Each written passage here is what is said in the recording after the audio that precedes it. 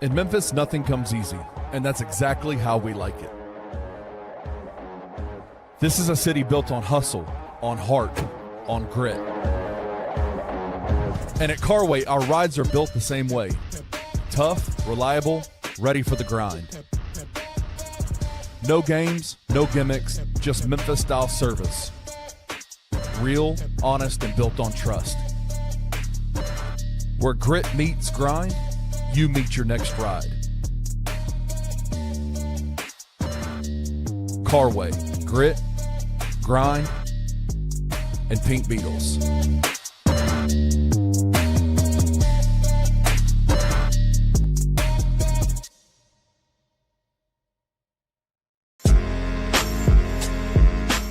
In Memphis, we know a thing or two about resilience. From the grindhouse to the Delta, we protect what's ours. But when pests invade your home, it's time to fight back.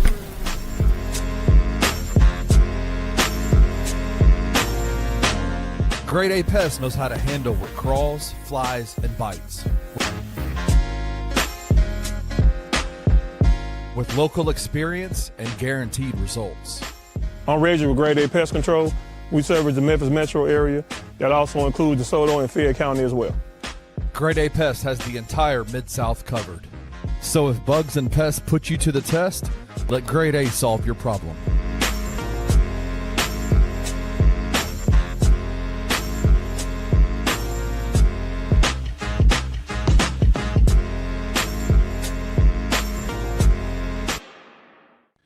From the heart of Tiger Nation, this is where the insiders talk.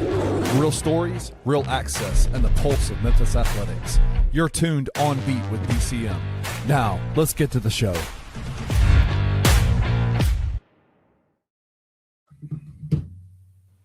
What is happening, everybody? Welcome to another edition of On Beat with BCM here on the Bluff City Media Network.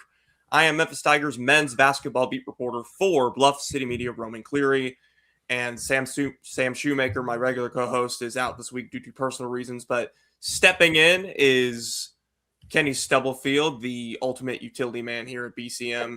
He's all over everything, including last night's Memphis Grizzlies draft watch party show that we had at Grind City Brewing. I made it out.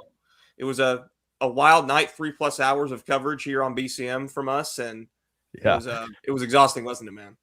Roman, I'm getting old, man. I'm getting old, and I'm realizing that I'm having conversations with my daughter right now, who's 14 years old, and she's trying to pull these all-nighters. She has a summer bucket list of things that she wants to do, and one of them is I want to pull an all-nighter. And I'm trying to teach her the responsibility factor of an all-nighter, right? Like, you only get so many of those in your life before they start taking an impact on your life. And so, like, you got to use your all-nighter strategically.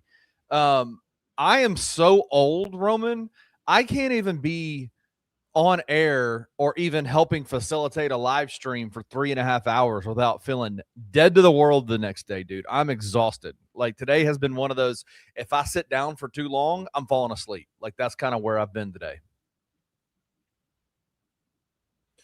Yeah. Between that and all that last night and being on with Sane earlier and having to step in with me today, is you've been all over the place, but I very much appreciate it. But I do know that Memphis Grizzlies is the kind of the big topic right now, and the Tigers are kind of on the down low. But I don't know about you, Kenny, but yeah. I find it very fun to talk about Serbian players who are older than everyone who's getting drafted this week. I personally find that fun. I personally find that interesting, and it's something that we do need to discuss right here, right now on this show. If you've been paying attention to the program over the last couple of weeks, I've been hinting at it a little bit. In fact, we did a segment on it with, Landon and I did right after I got back from the trip about, is Memphis's roster really done? And turns out it was not. It is done now. Nemanja Popović is the 15th and final addition to this University of Memphis basketball roster. 24-year-old Serbian professional since 2018. And this is, without saying, a pretty significant addition for Penny Hardaway in this program this late in the calendar specifically. There have been, some doubts as to whether Memphis was going to be able to get something like this done in the front court, make an addition of this caliber, of this manner. And while they were not able to do it in the traditional portal sense, because the portal market is just insane right now, they were able to pull off something a bit more under the radar and take advantage of the increased resources that they have at their disposal this year, the $9 million in rev share specifically, because let's be real, a move like this does not happen. An acquisition of this caliber does not happen without that. Pretty big addition for Memphis, pretty big addition for this front court. Popović will now slide on in next to Cornelius Williams and Maxime Logie. And those three right there create a pretty imposing trio, I'd say, down low heading into the 26-27 season, Kenny. Yeah, I would suspect that with the addition of Nemanja Pop, is it all right? You're the pronunciation king at Bluff City Media. Is it Popović or is it Popović? Do we know? It's Popović. I'm very sure about the Popović part. I'm going with Nemanja as far as the first name for now. Yeah. Not exactly 100% sure on that, but I'm very confident that it's Popović. All right, well, let's go. I'm taking your word for it. You are the pronunciation king. You got us right with the Logie. Is it Logie or Logie? Yeah, Logie. Logie. So Logie, Maxime you got us right. You got us right with Maxime Logie. So we're going to go Nemanja Popović. This addition is obviously, I think, if you take a look at the beginning of this portal season, there was a lot of question marks around the front court and who was going to stay, who was going to play, and who was going to, who could expect to get minutes, and who's going to be the starting five, starting four, those kinds of things. I think with this addition, this probably, like, more than likely cements Memphis as having the best front court in the American, the most physically impressive front court in the American. I'm a big fan of this addition. Now, I do need to say this. I need to do a mea culpa. All right, I'm going to do a mea culpa, because last year when Memphis played Ole Miss, I went on a tirade in the Tigers Live postgame show with me, you, and Francis about Hammerdine, right? About the young man at Ole Miss that was 37 years old and had been playing professional basketball in Paris, France for 17 years. All of a sudden coming to Ole Miss and having 4 years of eligibility. And I laughed and I scoffed and I bemoaned the idea that the NCAA would allow this to happen. Now my Tigers are taking advantage. Now Nemanja Popović does not have 4 years of eligibility. He is one and done. He'll be here for 1 year only, but he is a 24-year-old, 6-year professional player from Serbia who is coming to Memphis to play for University of Memphis and Penny Hardaway. And I'll be honest with you, kind of like how Landon described it on y'all's show a couple weeks ago. Listen, man, we can sit here and bitch and moan about it, but if there's a loophole and there's a rule available for it, do it, right? Go ahead and get it done. And Penny Hardaway, Gabriel Harris, Ed Scott, they got it done. And they're adding a guy who I think is going to come in and be clearly the most talented front court player on this team, the starting five, a guy who has quite a big bag in the post. He's a back to the basket type of big. I'm excited about this addition. I think it really does. It does, like Penny Hardaway told you a few weeks ago at a press conference after one of the Tigers tour events. He said, I'm keeping it at 14 unless something big happens, unless there's like a perfect scenario, a perfect opportunity to get a new guy in. This feels like the perfect guy to go after and round out your roster. This is exactly what they needed. Yeah, certainly. A couple things to go over there. Number one, if it makes you feel any better, Elis Cameron, the Ole Miss guard, he only has 2 years of eligibility. I thought he had 4. They kept saying he had 4. Oh, okay. Yeah, including 1 remaining. Yeah, he had the 1 in 25-26, and then he actually had to get a waiver in order to play this upcoming season. So this will be I his feel last better. year. Yeah.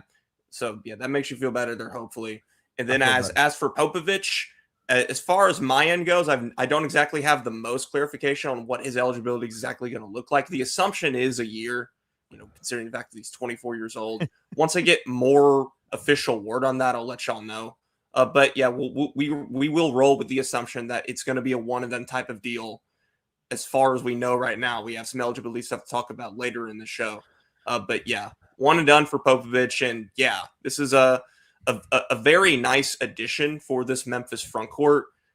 Another reason being is that Popovic's game does not exactly fit the mold of a typical European big. No. He's not exactly much of a finesse big like a Nikola Jokic is, for example. We have some highlights here courtesy of our boy Hitman Hoops, former BCM member. But yeah, if you take a look at some of the clips that he put together here, you can see that Popović is a physical back to the basket type of big. He has that rim running ability. As you can see, some of that finesse around the rim. I mean, finesse is not his main game, but you can still see the European finesse still being there. But yeah, you see the athleticism, you see the rim crashing ability.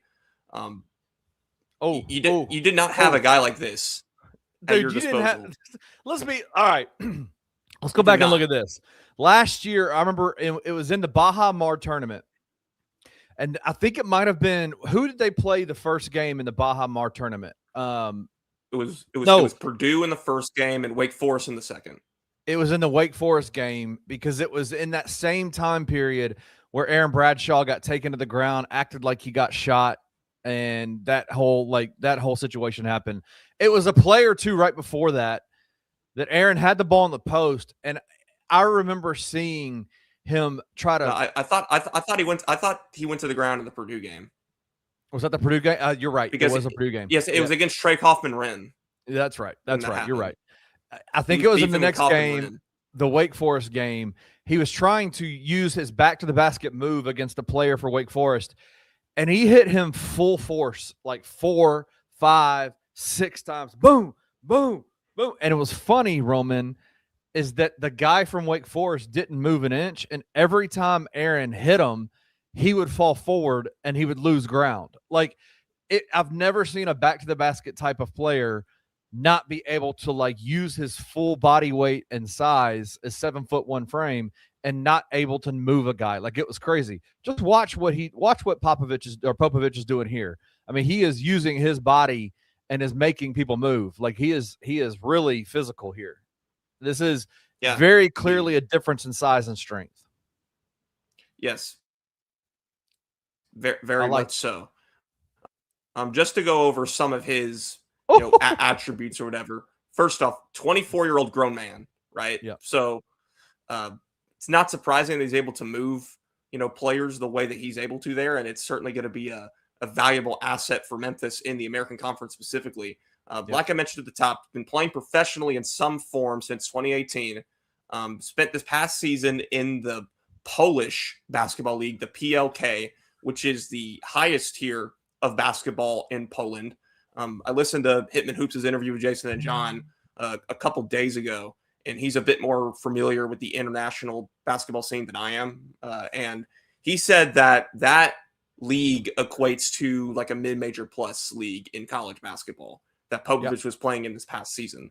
And the American is, I'd say, a tier below a mid-major plus league. And in this past season in this league that Popović was in, he averaged 14.3 points, 6.4 rebounds and a block per game, 54.7% shooting.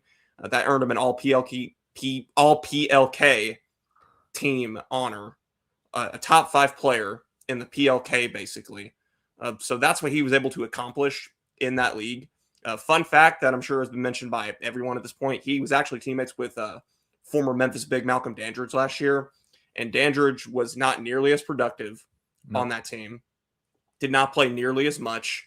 So I think those two factors that I listed a second ago kind of give you an idea of the type of player that Popović is and what he can be for this Memphis team. He enjoyed his best professional season actually in 24-25 in the Basketball League of Serbia, the KLS, which is slightly worse than the PLK league that he played in this past year. But he did win that league's MVP award in 24-25 and led his team to the number 1 seed in the playoffs. So yeah, this is a well-seasoned, let's be honest, professional basketball player overseas that's, done a lot, has garnered a lot of experience. And yeah, there's certainly a debate as to whether a guy like this should even be allowed to play in college basketball. But the reality is that he is. He is, enrolled at the University of Memphis. He signed up to play for this University of Memphis basketball team. And he provides a real skill set to this front court that Memphis simply did not have before his acquisition. You were already going in with Cornelius Williams, who, is a tenacious rebounder and a fantastic rim runner. Basically averaged a double-double in each of the last 2 seasons at North Alabama. But the reason why Cornelius Williams fell a bit under the radar and why he wasn't as highly recruited as some other bigs who have produced at a similar level to him is because he did not have those natural finesse big type skills that are able to drive up markets and drive up prices for guys in the portal. Williams is not the best post scorer. He's not the most skilled in that area. And that allowed Memphis to, get him against easier competition than maybe they would if, other guys that, produce at a similar level to him. And there was also Maxime Logie, who is a pure upside add for Memphis. Because he went to North Carolina initially before the transcript stuff ended up flipping into Memphis. But he was not all that productive. Logie wasn't in his first 2 years of college. Didn't really play all that often at either Oregon State or Florida Atlantic. You are bringing him in and giving him the role that you're giving him based off of the limited tape that is out there and the potential and the growth potential that you believe he has. Popović, on the other hand, is a proven commodity. Yep. He's done it against probably better competition that he's going to have to face in the American with Memphis. And I can imagine that he will likely be at least adequate against the power conference competition that Memphis is going to have to face in the American. And that's really the big question. Can a front court like this hold up in the non-conference schedule that Memphis has? Yep. And in those games where Memphis really has to win in order to put together an NCAA tournament resume? Those questions, I guess, still remain to be answered. But as far as what can this front court do in the American Conference against American Conference teams, American Conference competition, can this front court stabilize Memphis enough down low for it to easily win the league? It seems like all three of these guys together, but particularly Popović leading the way, seems like they're going to be more than capable of doing that for the Tigers. Yeah, it feels like this roster has kind of shaped up into kind of what we saw with the 24-25 team, where you had a little bit in the front court, especially. I don't think you had as much depth as you do this year. I think this roster is much deeper than what the 24-25 season was. We'll see where the talent level's at, right? Like PJ Haggerty was a fantastic player. Tyrese Hunter, fantastic player. Dane Danger and Musa Cisse came from Power 4 schools, even though Musa had played at Memphis before. They were both coming down from Power 4 schools. Tyrese, Power 4 school. PJ Haggerty taking a step up, I guess, in terms of the scheduling and the non-conference in particular with Memphis outside of apart from Tulsa. I'm really interested. This roster feels deeper than what that 24-25 season was. And even in the sense of like the way the front court is stepping is kind of playing. You had a three-headed monster in that 24-25 season of Dane Danger, Musa Cisse, and Nick Jourdain, right? And Nick's a different kind of player than what a Maxime Logie will be. I think Nick is a better player. Honestly, he's a more productive player for Memphis. But I think Maxime has a really, I think the footage that I've seen of him, and I know they're highlights, but the footage that I've seen of him, he plays a lot bigger than even that 6'9" frame that he has. Like he plays at a 7-foot level because of his wingspan. He's a 6'9" player with a 7-foot, 7'2", 7'3" wingspan. And has a really, it seems like a really nice ability to catch the ball in traffic, to use his hands in a good way. Um, but even with like Cornelius and Nemanja on this team, it almost feels like you have a bit of a Musa Cisse, Dane Danger type kind of a front court that where you kind of have a thunder and a flash type of player where you have a guy who Cornelius is just there's never going to be a game where he's not the hammer. He is going to be hammer, hammer, hammer, hammer, rebound, rim runs, defense, rebound, rebound, rebound. That's what he's going to do. But then you turn around and you add to that equation a Nemanja Popović, who is a guy who has some skill in the paint, a skill in the post, who can stretch out a little bit, shoot some jumpers, who plays physical, who's a physical player, but shown that he can use that physicality in getting good shots and having, back to the basket type of moves, which is what a Dane Danger was. Like Dane was like an incredible back to the basket big. Like I would say even in the same season where he played Yaxel Lindenborg twice or three times in that season, and Yaxel ended up becoming who he was at Michigan, Dane was one of the best bigs, and I think if he had come back the season after, would have been one of the best bigs in the country, in terms of his skill and his ability. I don't know. I would suspect that Nemanja Popović doesn't have the same level of finesse and touch that Dane Danger has around the rim. But in terms of like what they do as a skill set, it feels like you have kind of a Musa Cisse, Dane Danger type of situation here with Cornelius and Nemanja, where you have a guy who's going to be the hammer, and then you have a guy who's going to be your threat, your option, your scoring option, your guy you can throw the ball down in the post to and expect to get a good shot off. Like that's exciting to me. That's exciting because Memphis doesn't have many of those guys, and they clearly had none of those guys last year. They didn't have anybody that could do anything in the post last year, and now you've got some depth there. Now you've got depth, and that's exciting. And I'll say this, that on June 24th, 2026, I think William Wharton's going to get some minutes this year, and I think he's going to be impactful for the Tigers. I think you're going to have multiple different front courts that you can play depending on the matchups, depending on the what's needed at that time. I think William's going to be an impactful player for the Tigers this year. So you've got William Wharton, Cornelius Williams, Maxime Logie, and Nemanja Popović. It's a damn good front court on June 24th, 2026. I like it.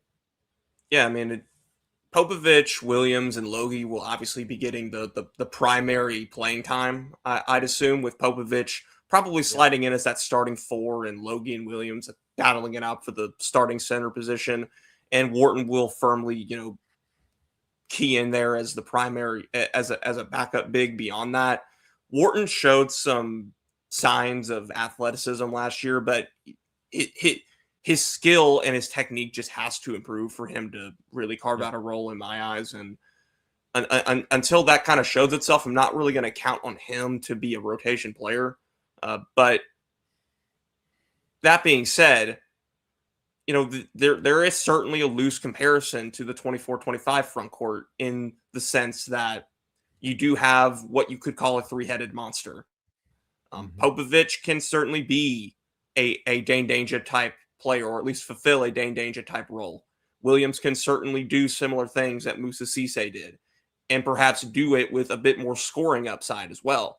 Right. And Maxime Logie is not really an equivalent to Nick Jourdain in any sort of way, but he could provide a similar impact in his own way if he's able to, make good on the limited film that showed his upside at FAU, and be able to, stay on the floor more often and, play more consistently, because he also has some, pro experience, or at least amateur pro experience playing in France. So we know that Maxime Logie can play.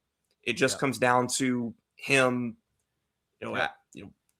fulfilling the role that, he's being asked to fill there.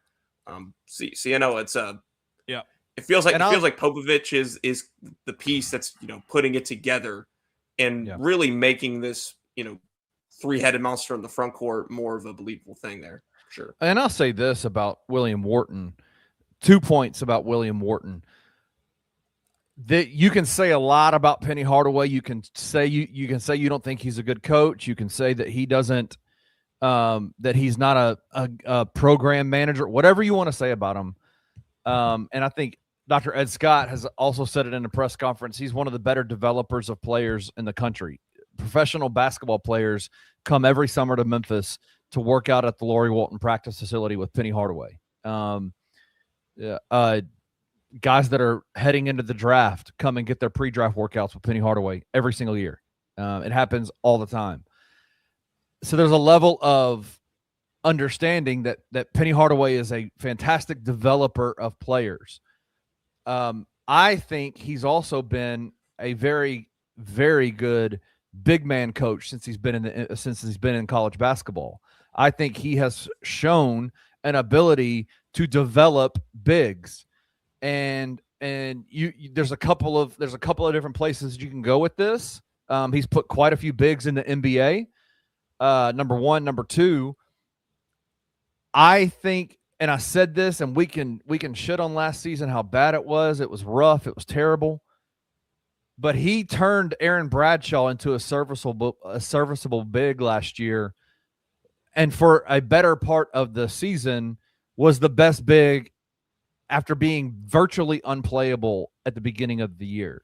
And as much as last year we want to wash our eyes and say we don't remember any of that, we forget that 13-win season, like we forget all of that.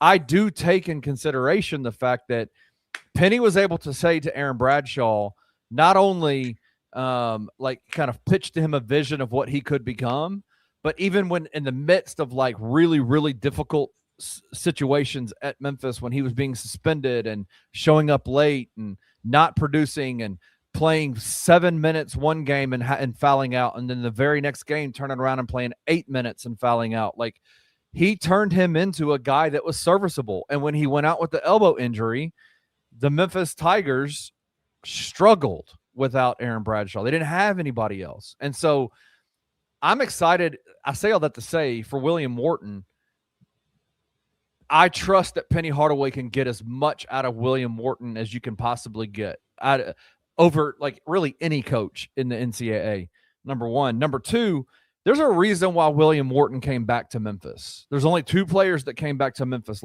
from last year's team. That's Julius Thetford and William Wharton. I would suspect that there is a level of trust on Penny Hardaway's side to say, I see what William Wharton did. I see the athleticism. I see the talent, and I know how we can use them. I want him to stay so that we can build on top of what we did with him last year. And so I would expect there to be a leap. I would expect there to be a jump in talent, a jump in development, because he's been in this program for 2 years. He's been under Penny Hardaway, who's a fantastic big coach. And I'm super interested to see how they use him, because there is a lot of his athleticism and willingness to like rim run and willingness to do a lot of different things can put pressure on defenses that not a lot of other guys can. And so I'm excited to see what it looks like. I'm a believer in William Wharton. I think he's going to do pretty well this year, honestly. So we'll see. Well, there's certainly going to have to be a leap on his part for him to, play a role in this front court that certainly seems to be improved from a talent perspective compared to last year. Yeah. Which is, fortunate for Penny Hardaway heading into what is such a big season for him. And now that Popović is officially enrolled and is going to, assumingly be able to play for Memphis this upcoming season, it really feels like this whole thing is, coming together. And you can really envision out the plan and the vision here overall just much clearer than you could at this time last year. I mean, I can very clearly say you probably have 4 of your 5 starters set in Jaden Reed, Brandon Cummings, Tyleik Weeks, and Nemanja Popović at the 1, 2, 3, and 4 respectively. The only real spot there that I think is in question is who is going to be the starting 5 between Maxime Logie and Cornelius Williams. And on top of that, you also have your role players, envision out. I mean, I would imagine that Rahards Vavers, Luke Almodovar, and Josh Holloway are probably going to be the three guys, and along with Julius Thetford, the 3-4 guys that are going to be trusted the most, and whoever ends up in that backup spot between Williams and Logie. So those are 10 guys that you can already envision playing a pretty significant role on this team, and that doesn't include a guy like William Wharton, who could very well take a leap this year. I don't know how much I see it, but it could happen because he did show some brief flashes at that, but flashes still at times. We know he's athletic. We know that he cares. We know that he can rim run a good bit, but can he put other intangible skills together that can help him carve out a bit more of a role and a path? But either way, it's nice for Penny and it's nice for Memphis to have these options and be able to go into this upcoming season with, I think, a bit more confidence and a bit more of a clear lining out of how things are going to go. To put a bow on this roster talk, because the roster's finished, the roster's complete. This is who it's going to be. These 15 guys are who it's going to be. You get an email. Hey, Roman, come to Laurie Walton and let's talk to Penny. We got a press conference, and he says, Roman, in the press conference, he says, Roman, I'm going to say this right now. This is the second best roster I've ever had. You believe him this year? This feels like a good roster. I would believe him more than I did at this time last year, for sure. I would probably still disagree because I don't know if this roster is going to be as good as 24-25, or it could be, because Tylee Weeks could very well be like a PJ Haggerty if he could be that guy. If he's utilized correctly and he's able to take a similar jump. Jaden Reed could make the impact of that of a Tyrese Hunter, but he's far less proven than Tyrese Hunter was heading into 24-25. Even though the skill is quite there.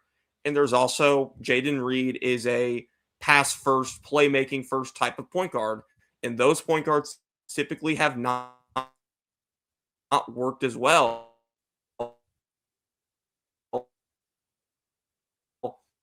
in the Penny Hardaway system as scoring. A very proven, talented player in his own right that is going to be trusted to lead the reins this year. Can Brandon Cummings take a leap as that secondary scorer, right? There are certainly the makings of a very, very good team with Memphis that is, I think, going to win the American. And if things fall right for them in the NCAA tournament, who knows? Because that's all you really can do once you get to the tournament. You have to hope that you get the right seeding and the right matchups fall in line. That's what people, I think, really, again, continue to fail to understand about tournament success, and why, when it comes to the Penny Hardaway evaluation, I don't factor that in a ton, because unless you're one of the top 3-4 seeds, the tournament is really kind of a crapshoot. And you just have to get the right matchups and favorable, I guess, positions and things like that. And really have the ball bounce your way at the right moments. I mean, we see, I think, the perfect example of that, the paradox of what we just saw with Dusty May being hired by the Dallas Mavericks.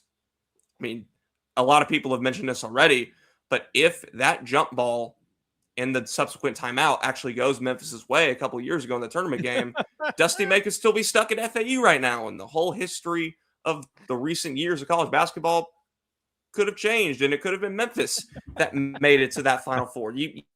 Penny could be the head coach of the Dallas Mavericks. Yeah, exactly, right? But either way, this roster, we think right now it has the makings of a team that can help Memphis bounce back. I know it's lower in Torvik right now. I really don't care. Well, they don't know what to do. Torvik doesn't know what to do with Nemanja Popović. They don't. You try to add him in, and he's like, "Who? Like, what the hell?" That's gonna have to change, obviously. But right now they're 109, which is not great. But whatever. I am. One of the joys of last year for me was Tigers were so bad that I didn't have to talk about Bart. Yeah, you didn't have to pay attention to it because it didn't matter.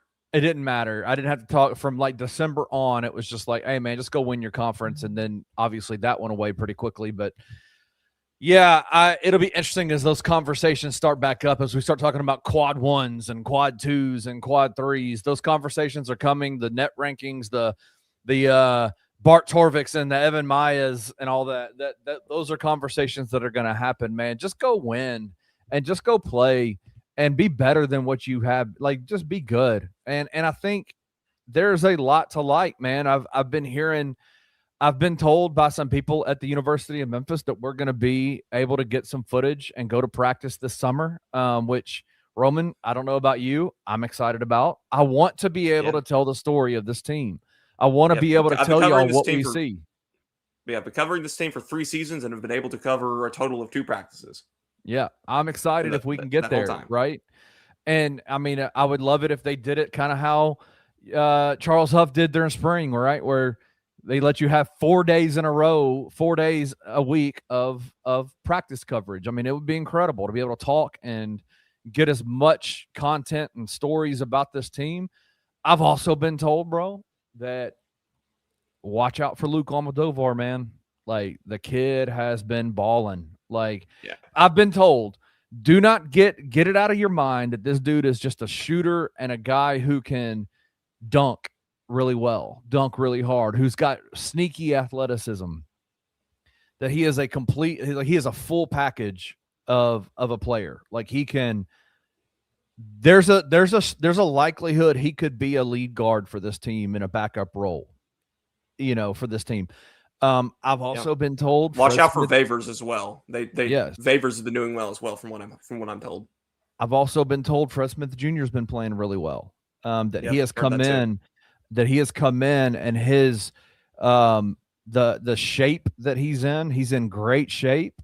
I think there were a couple of guys that have transferred in that didn't come in great shape, to be honest with you. They'll get their ass beat, honestly, by the way that these dudes are working out and playing. They will be in shape very quickly. But I've been told Fred Smith Jr.'s the shape that he's in, and number 2, his basketball IQ is off the charts for a freshman. And so I've heard he's been killing. I mean, I'm telling you, like, the looks that I've been getting from people at the University of Memphis saying, just get ready. This is going to be interesting. This is going to be big. So we'll see, man. Yeah. I mean, we've heard the stories before of guys that were killing it in summer workouts, and then not like this. And it's been mixed results, but still it's encouraging on Memphis' part to hear those things. And, again, 26, 27, it looks promising. And the addition of Popović only further, I guess, intensifies that feeling. But as for, I have been covering this team since 2018, and I have never had anybody with the University of Memphis talk so glowingly about an off-season workout and what the team is looking like this early on. I've never heard it. I've never heard it like this before. Just not even just like individual players. Yes. But as a team, what they're looking like, that it looks different than it has in the last couple of years. So that's exciting to me. I'm amped up about it. Yeah. I mean, there's every reason to be if you're Memphis right now. But that's obviously a big season coming up for Memphis, but a big future coming up for not just Memphis, but the college basketball and the college sports world as well. And the NCAA dropped down a pretty big development, over the past week that is going to, affect Memphis and pretty much everyone moving forward. We'll talk about those things and more when we return here on Beat with BCM.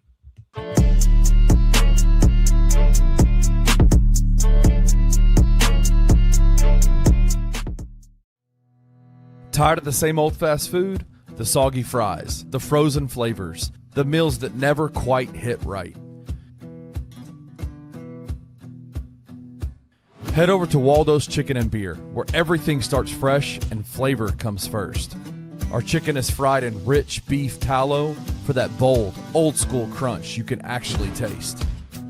And don't skip the premium homemade southern sides, fresh greens, hearty white beans, and creamy mac and cheese made to complete the meal. Bring your whole family. There's plenty of space to relax.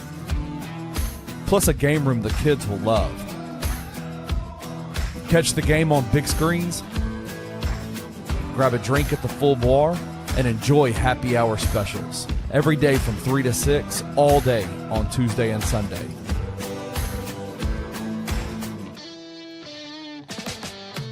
Waldo's Chicken and Beer. Real food, real flavor, made from scratch.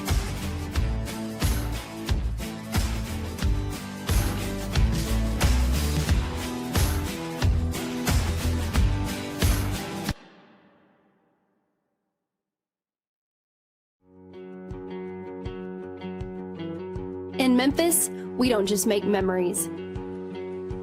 We make moments. A Memphis-owned brewery where great beer meets great times. Crafted right here for the city we love. Live music, game days, and events all year long. There's always something happening at Grind City Brewing. Bring your crew, bring your energy, and make every night feel like a celebration. Real beer, real Memphis.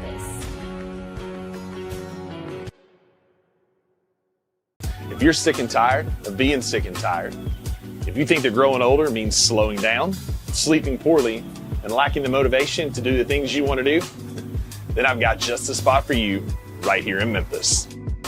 At Game Day Men's Health, you're more than just a number. You're a partner in your health journey. From the free hour-long initial consult to comprehensive check-ins along the way, you're in complete control of your health.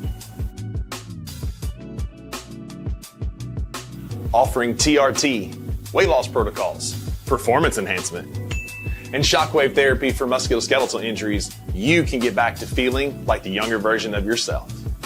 At your initial visit, you'll have your blood pressure, PSA, testosterone, hemoglobin, hematocrit, all tested with your results before you leave the clinic.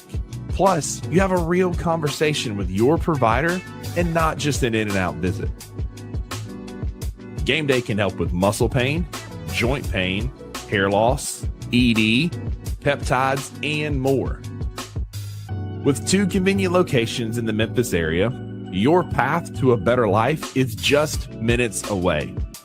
Call today to schedule your free 101 consultation.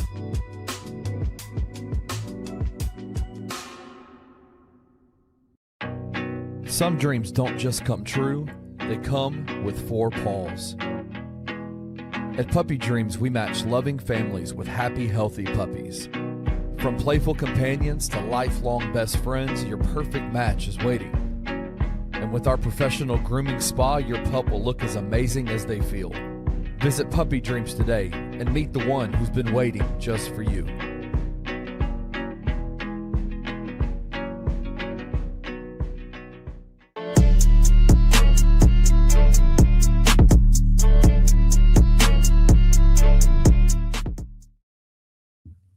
We are back on Beat with BCM. Roman Cleary, Kenny Stubblefield joining the program. Thank you all for tuning in to the show. As always, I know that Tigers talk can feel a little bit irrelevant this week because of what's happening with the Grizzlies, but we still appreciate all 190 of you across all platforms tuning in right now.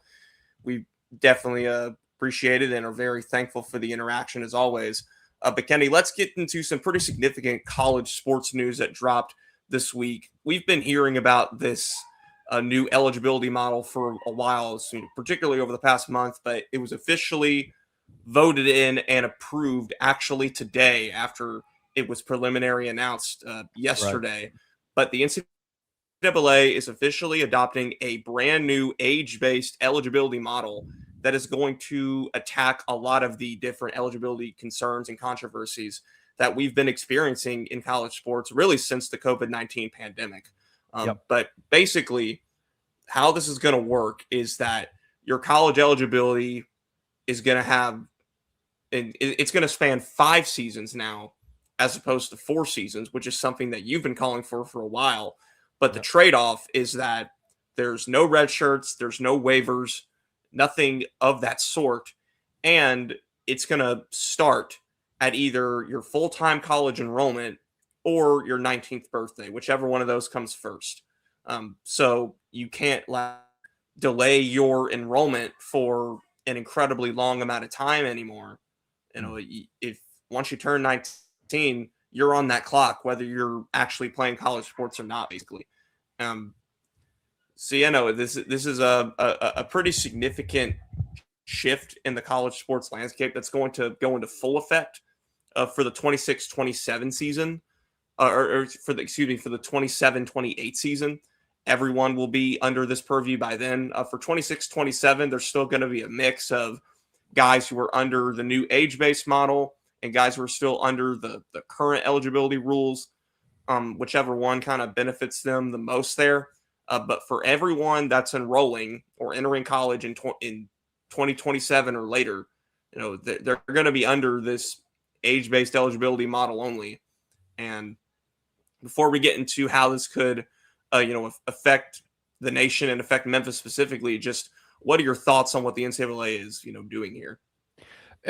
Eligibility is the only tooth that they have left in terms of power, right? Like but I think the problem that I've had with eligibility issues that the NCAA has had with under this model that they have right now is that it feels like there is a kind of a nebulous idea of like who has eligibility and who doesn't, right?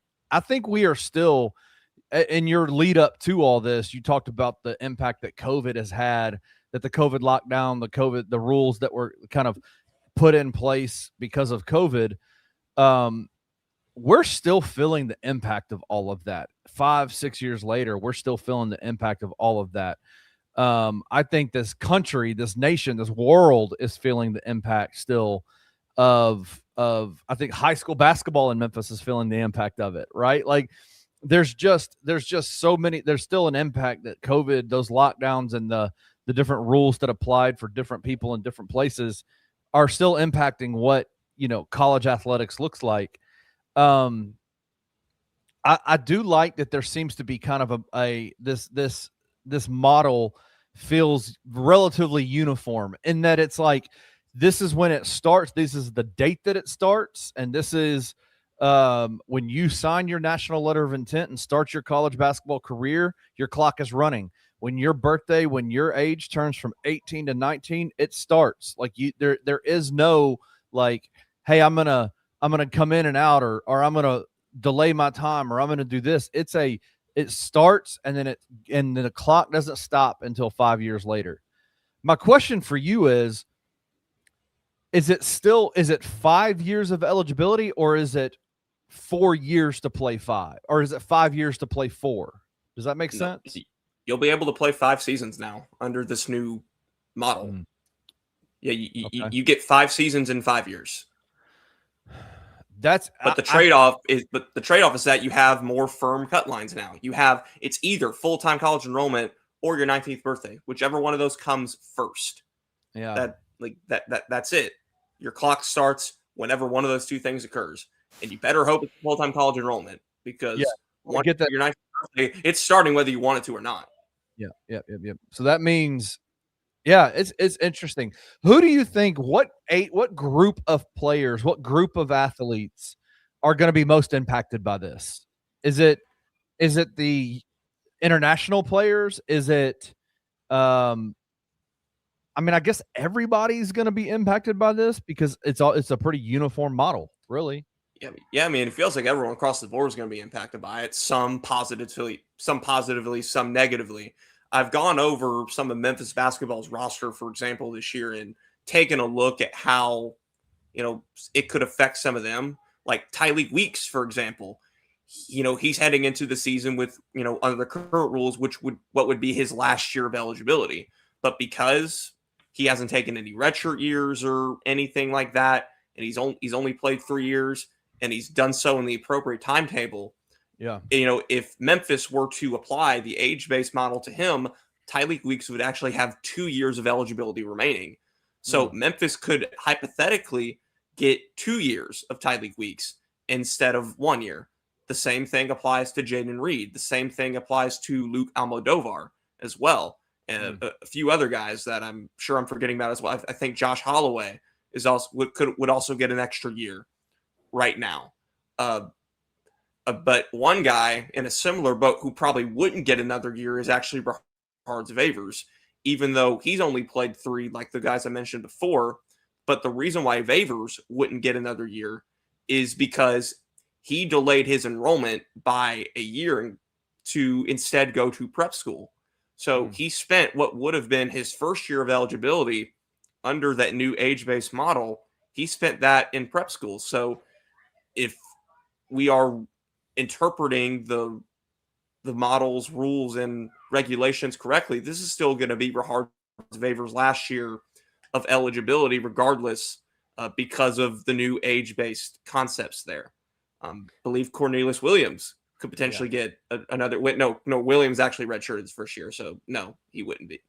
Williams redshirted, so no. So it's going to be kind of interesting to sort through all this, as you just saw right there. But yeah, I mean, if you haven't taken a red shirt and if you haven't gone to prep school or anything, you should hypothetically be getting another year. And obviously guys like Cello Jackson and Fred Smith Jr. and Parker Pounds, who are enrolling in Memphis right now, they're going to have 5 full seasons. Brandon Cummings, 2 years eligibility remaining, could go up to 3, since he's only played 2 years and he didn't delay his enrollment or anything of that sort. Now, the big thing that I think could be attracting a lot of headlines early on is, guys from 25-26 who had their years, expire right now. The NCAA says they're not going to get any more eligibility, but let's be real, the lawsuits are going to come, and they're going to come fast. I'll tell you where the lawsuits are going to come from. Crucifix in the comment section said, "What about the guys from schools like BYU that go on a mission?" Right? That's actually one of the exceptions that the age-based model lays out. So that's covered. Okay, so because you definitely don't want to add a religious component to it and be like, "Well, I'm sorry." Well, that is a lawsuit waiting to happen. Yeah, I have the NCAA article pulled up right now, and the exceptions that they lay out are pregnancy, active duty military service, and official religious missions. So those are the 3 exceptions mainly. Okay, cool. I wonder what kind of, do they have any parameters for that? Like, do they have a certain time period in which, hey, listen, you're going on a 2-year mission. You've got to get, like, as soon as that's done, you've got to be back, right? Like, you've got this amount of time. Is it a 2-year? I would guess that's the case. Yeah. Yeah. You don't get to extend your mission out for, post 2 years, right? Like, you can go, like, you do your 2-year mission and you come back and play college basketball. I'll tell you, the guys that I think are going to get most impacted are the Nemanja Popović's, the kids from Paris, from France last year for Ole Miss. Is that these guys don't even happen anymore? That might not, like, that him coming at 24 This might be the old, last year Memphis can get someone like a Nemanja Popović. This might be the last year they can do that, because on July 31st, the new rules go into effect. Yeah. Like waivers are no longer accepted after July 31st. So Memphis is going to have to get Popović's paperwork probably done by then, officially, or that could cause issues. Now, they almost certainly will, so I'm not saying that's going to be a thing, but just to kind of lay out how significant this is. Yeah.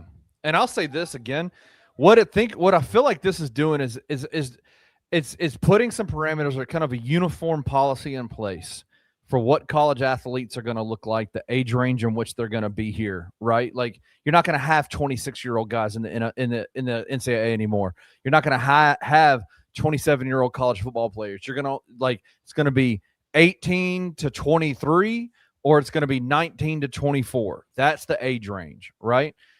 So you're going to have, but I think you're going to keep a lot of guys around more, because I think this solidifies, this is going to create, this is kind of a precursor to me and my own assumption that you're going to start seeing more multi-year revenue sharing agreements with players. You're going to start seeing more contractual obligated basketball players, football players, softball players, soccer players, baseball players, whatever. You're going to see a lot more of that. And so here's what I would say. Another impact that you're going to see is you're going to see guys stick around in college more. If you're a freshman or if you're a senior in high school, opportunities, because there is no redshirt season anymore, your opportunities to play at any level in college early is going to be tougher now than I think than the way it is now, unless you're a top 15, top 10 player in high school basketball. I would, if you're a college basketball, or if you're a high school basketball player, high school football player, do not scoff at these mid-major, lower major schools, these Division I offers that you get, because that might be your pathway to come in and actually play the sport that you love. Like these offers from these high mid-major teams, they might not be there for you anymore after this. Like, so the guys that I think, I feel like that's actually been the case for a while, but yes, well, it could NIL be even more so the case. Yeah, it could be even more so the case now that guys are going to be able to stay in college a year longer. Yes, hypothetically. Yeah, than they were able to before. And it's tough. Like I'm dealing with that in a personal situation right now with a niece of mine who's committed at 16 years old to play college volleyball for a mid-major Division I program, and like there was a need to commit now because that offer might not be there in in a year. You know what I'm saying? Like, so she signed the dotted line because, hey, this offer came, this is where she wants to go. Boom, she took the offer and now she's committed there. So it's like, I'm telling you, man, like it is the business of college sports is only making the barrier of entry is harder now than what it has been in the past. Like you've got to be a top level player at in the sport that you play in high school to be guaranteed an opportunity at a high major program. If you're a top 100, top 50 recruit, man, take the offer. Take your offers that come your way. Don't scoff at them. Take your visits, take your offers. That would be my piece of advice, because this new age-based eligibility model is going to make it tougher for you to get to where you want to go. It really will. Yeah, undoubtedly. It'll be really interesting to see how, this plays out, not just to start with the lawsuits from the 25-26 guys that could, jumble things up even more, as I suspect, because let's be real. Yeah, the NCAA, they're saying no more eligibility right now, but there's likely going to be a case or two at least that comes through that changes that, and things could get even crazier. So it's going to be weird to see how that plays out and then how it goes into the future.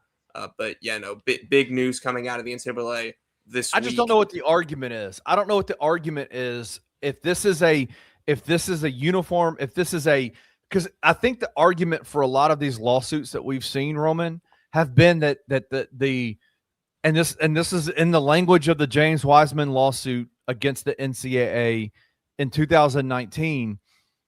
They used the words capricious and arbitrary in their lawsuit about the NCAA's decision making, right? That has been kind of the main thrust for most of these arguments these lawsuits, is that there's no uniform policy. Like you're literally just kind of the NCAA is just kind of making decisions based on how they want to make decisions. Like, boom, okay, here we're gonna really press down on this and make a point, but over here we're gonna say, okay, this is fine. And their stories, it was kind of more of a story-based decision. This eligibility model feels like it is here's the cookie cutter. You better fit inside of it or you're out, right? Like this is what it is. And if you don't get it, and so it's going to be tough, I think, for these lawsuits that are inevitably going to come.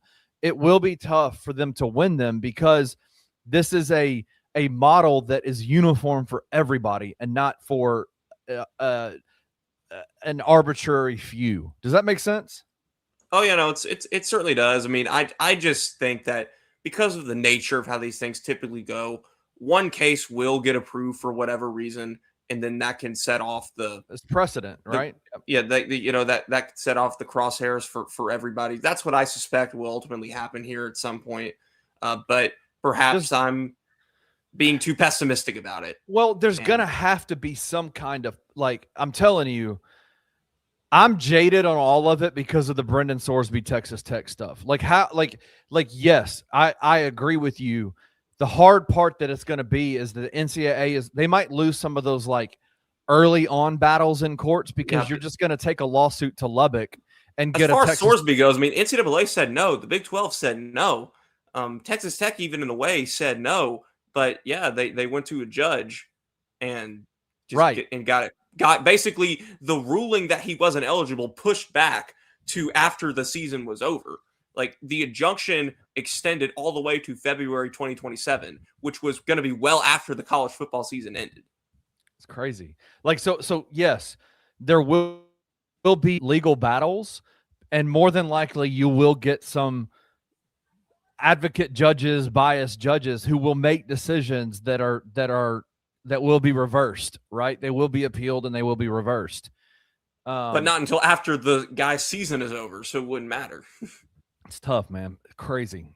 I'm telling you, I know we're not talking about Brendan Sorsby on this podcast. This is a Memphis Tigers podcast. That whole situation almost ruined me in terms of like being able to cheer for college athletics. Like I was like, so you can actually bet on the team that you play for and find some like activist judge in your hometown who's an alumnus of your law program at the school that you are trying to fight to play for to get eligibility, and you can actually get eligibility and play. Like I'm like, bro, I'm done if that's the case. Like if that can happen, Roman, I'm out. Like I don't care anymore. Like all of this is bullshit. Like all of it, every bit of this, the rules, the feel like when this is the purest form of athletics, college sports. Nah, bro, it's the most broken. And I do think that this eligibility model is a way to like kind of right that ship a little bit. I do think because it is uniform. It's uniform across the board. 5 years to play 5 years, and it starts at this time or this time for everybody, no matter who you are. I like that. Yep. Big news, big development indeed for the college sports world. But let's go to what everyone in Memphis is talking about this week briefly, because I know that we've been talking about on this network all of yesterday, all of today, weeks on end. But big news in the city last night. Grizzlies snagged Cam Boozer, as widely expected, with the third overall pick in the NBA draft. Got Kareem Lopez at 21 after that, after trading down and acquiring 5 future second-round picks. So some strategic movement down the board by Zach Kleiman. Don't know if it's good or bad yet because, you did pass up on other really solid players to get Lopez, but clearly that was the guy the Grizzlies wanted, and they got him, and they're in the middle of round 2 of the draft tonight. Kenny, we were talking. By the way, did you see who the Grizzlies got? Yeah, they got Richie Saunders from BYU. Yeah, Richie Saunders. Yes, I did see that. Yes, so fantastic shooter, big body, recovering from an ACL, so he's going to be out until 2027. But when he played with the number 1 pick in the draft, AJ DeBanza, when Richie Saunders went out, BYU fell apart. Like, let's be like, and I'm not saying AJ is phenomenal, but AJ had to do it by himself. When Richie Saunders was playing, they were nasty, bro. BYU was really good. Top 10, I think, in the country, pretty much, or top 15 in the country, pretty much the entire year when Richie Saunders and AJ DeBanza were playing together. When Richie Saunders went out, BYU kind of fell apart. They dropped some games. They, obviously lost pretty quickly in the NCAA tournament. It was Richie Saunders is a good player. I like what he does out there on the floor. I'm sorry. Go ahead. Yeah, no. So certainly, I think people have mixed reactions to the Lopez pick, but overall, it seems like the Grizzlies are getting a good haul so far. I know that when you and I were talking on here a couple of weeks ago, you expressed the fear that you had that Cam Boozer would go to the Jazz at 2, and the Grizzlies would end up with Darren Peterson at 3. And with the way that you were describing it, that would be settling for Darren Peterson at 3. No. Rather than getting Cam Boozer. Okay, I'll be honest with you. Like, my feelings on this has changed so much. Like,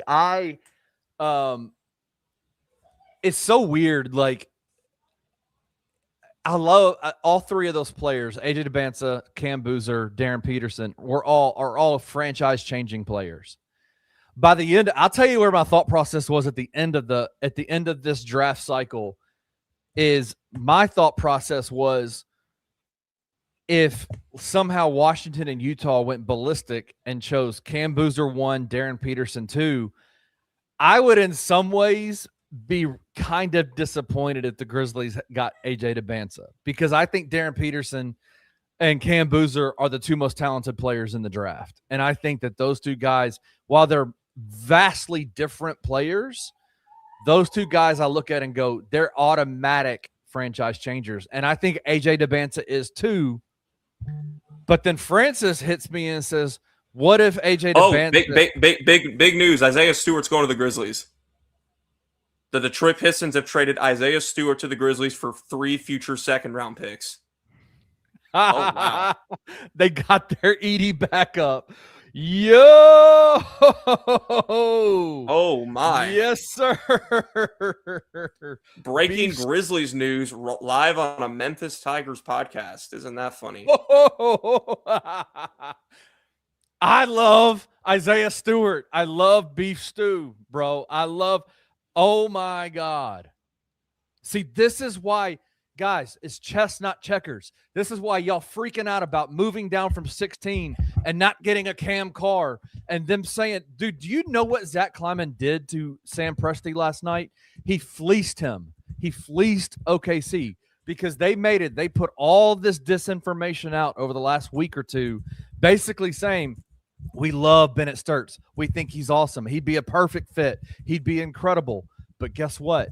They never were looking at Bennett Sturts. They wanted Kareem Lopez the entire time. And they realized very quickly that if they can figure out a way to get, they could get him at 16. They had, I think from what I understand, they had Kareem Lopez at like 15 on their big board. And they had a pick 16, and they realized, bro, we could probably move down if we can get OKC to bite. If we can get OKC to bite and go get and move up and go get Bennett Sturts. So what they did was they said, all right, 16 to 17, OKC, give us 3 second-round draft picks. Give us. We'll switch spots. Y'all pick your guy, Bennett Sturts at 16. Then, boom, we go 17, trade back again to 21, knowing Kareem Lopez, the guy they wanted the entire time, was still going to be there. So now they come away with assets, and within a matter of 24 hours, turn it into Isaiah Stewart, your Zach Edey backup, your Zach Edey insurance, a guy who has started for Detroit before Jalen Duren took over. Yeah. Here's something that I'm wondering. The Grizzlies just acquired 3 future seconds from the Pistons last night. And now they're going to give them another 3 future seconds, I guess, 3 other future seconds they had to pull off this Isaiah Stewart trade. Yes. They haven't given up a single tradable asset from the Desmond Bain, Jaren Jackson Jr. yet. These are not those assets. These are assets they got last night while they targeted their guy at 16. They moved back, got the assets, and turned number 16 pick into Kareem Lopez and Isaiah Stewart. Zach Kleiman has pulled his balls out and flopped them on the table and said, I am the man, bro. This is chess, not checkers. Showtime Big Nasty says, who did the Grizzlies select at 32? Richie Saunders from BYU. Dude, this. So over the past 24 hours, I guess now, or really 25 hours, if you want to be technical about it, the Grizzlies have acquired Cam Boozer, Kareem Lopez, Richie Saunders, and now Isaiah Stewart. Those are 4 pretty big ads, particularly in the front court. That's big, wild, man. Big indeed. Yeah. I mean, we were going to go over our thoughts on just what the Grizzlies have done so far, but this Isaiah Stewart trade has kind of thrown that out of the window. Hey man, shout out, bro. Beef stew, dude. Listen, the Grizzlies are now they have added Cam Boozer, Isaiah Stewart to a lineup, to a front court with Zach Edey already. This is the antithesis of Grizz Next Gen. What did Zach Kleiman say? I need dogs on this team. Brother, you are full of dogs now. You got nasty MFers on this team now. Nasty. He's been in the NBA for 6 seasons and is only 25 years old. That's crazy. Man. 10 points and 5 boards a game last year, for those curious. 1.6 blocks as well. And again, he did that in a backup role to Jalen Duren in Detroit last year. And he only played 58 games as well. Health has been, I guess, kind of a question with him lately. 46 games in 23-24, 58 this past year, but 72 in 24-25. So I don't know if it's a big concern overall there. Wow. But either way, yeah, I mean, this is your Zach Edey insurance, as you coined it a couple minutes ago.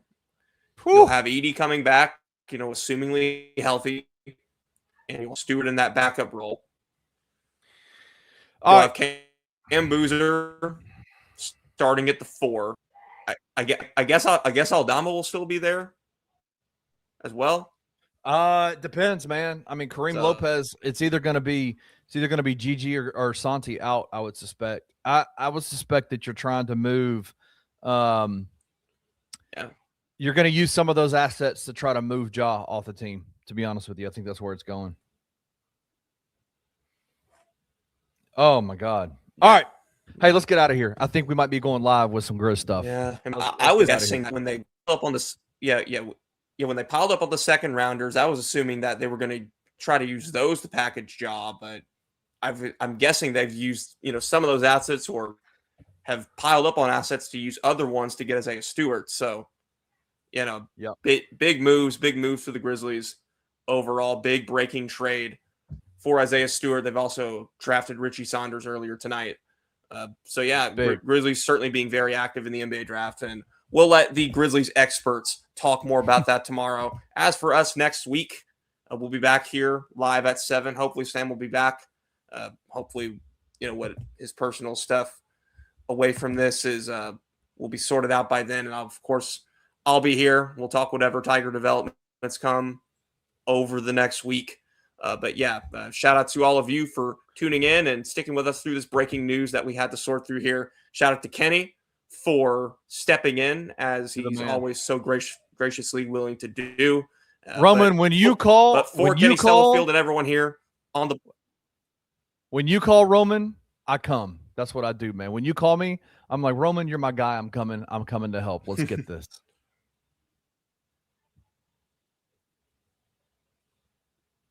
There you go. All right. But before everyone here on the Bluff City Media Network and for Kenny Stubblefield, this is Roman Cleary signing out. We will see you all. Thank you for listening to this episode of On Beat with BCM. If you enjoyed this episode, leave a rating and a review wherever you download your podcasts. Also, like and subscribe to the Bluff City Media YouTube page. We'll see you back here next time.